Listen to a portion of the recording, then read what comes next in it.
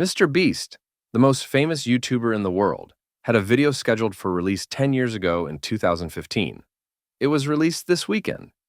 Here are 4 lessons from it for current and aspiring business founders on some of the critical barriers most founders will face at the start and how to overcome them. 1. A lack of confidence in the business's potential for success. There's the fear that you could put in all this work and have it fail.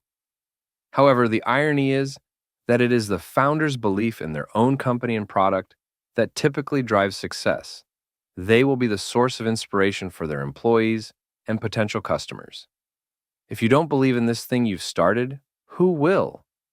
You have to have confidence in the product so you can market it from a genuine place.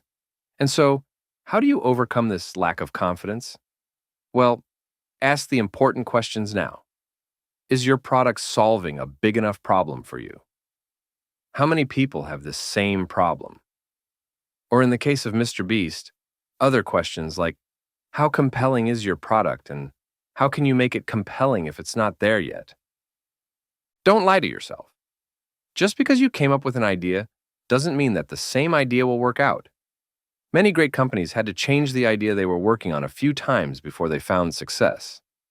Netflix started off with a paper rental model for DVDs, to a hybrid between paper rental and subscription model, to a streaming model, etc. Do the market research and find out how many people face this problem. In the case of MrBeast, everyone's so serious all the time about school, about work, and whatever else. What if there was entertainment that was silly, juvenile, fun, and positive? He was a student of what worked to draw his viewers in when it comes to this genre of entertainment. For instance, his videos would try to find out what if someone with 2 viewers on their live stream just received a donation of $10,000. How entertaining would it be to see their reaction? Barrier number 2, you lack confidence in yourself. You need confidence in yourself to keep working on it when you're not getting the numbers you want initially. When you question your ability to figure things out, you have to become a consistent person. This has to be in your character. The same flaky person you've been is not who's going to be the CEO of your new venture if it's going to be successful. Consistency is so you can trust yourself to do the work. You will have to be flexible as a business owner, yes, but can you assure yourself that you'll keep working at it?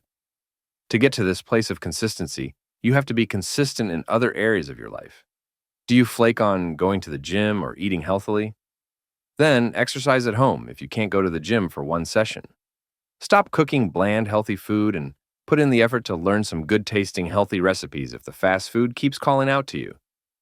Let yourself know that you will do what you have to do to be consistent. Your consistency is how you gain the confidence that you will make things work out. If MrBeast is anything, he's consistent with his YouTube channels. Number 3 barrier is that the task seems too big. Here, your approach should be to break it down into small chunks. Write them down so you don't have to hold everything in your head. Start with what's most relevant to accomplishing your goal. If even that seems too big, think of only doing a small part of it at a time. For example, if you have to write an email, put down the title and the first 1 or 2 main points. You can flesh them out later. If that task seems too big, and as a result, it's hard to go sit at your desk.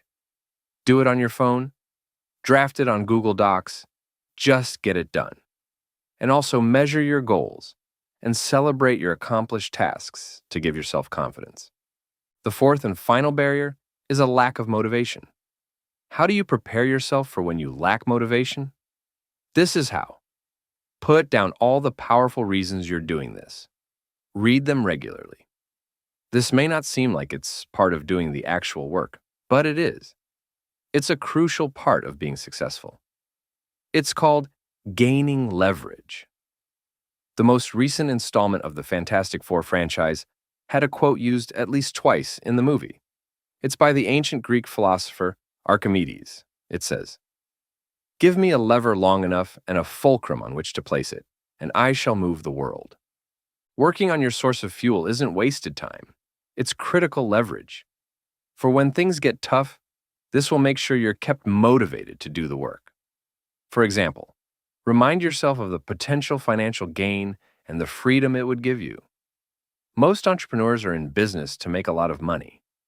They dream of retiring early and doing with their lives whatever they want, rather than being dictated to work in a company they don't really care about, just for a paycheck.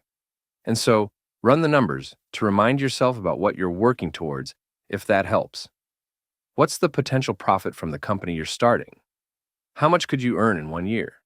And if you stayed in your current job with what you're paid, how many decades would it take to save the same amount of money? And so, is the work you're putting into your company or product really too much? How hard have you worked for your current paycheck? Well, then tell yourself how much money you're working for with your own company then. Even though it's future earnings, are you working for 10 or 20 times your current salary? How much does that number excite you? How can you be too tired then, when you don't give that excuse at your current place of employment? Is the amount your own company or product is going to give you worth the amount of labor you're putting into it? Of course it is. Now that we've gone over these 4 lessons, one final thing. However your business turns out, even if you have to pivot, your value is not dependent on whether you succeeded or not. In another video, I made a point about value from a famous feminist saying. It goes, "A woman needs a man like a fish needs a bicycle." The relevant insight from this statement is this. The fact that a fish doesn't need a bicycle doesn't mean that a bicycle isn't valuable. People pay thousands of dollars for high-end bikes. Your value is still there, regardless of what you do. Like the value of a child who doesn't have to do anything to be unfathomably valuable to their parents, you don't need to prove your value through a successful company. If you found this content useful, please leave a like and subscribe to the channel for more.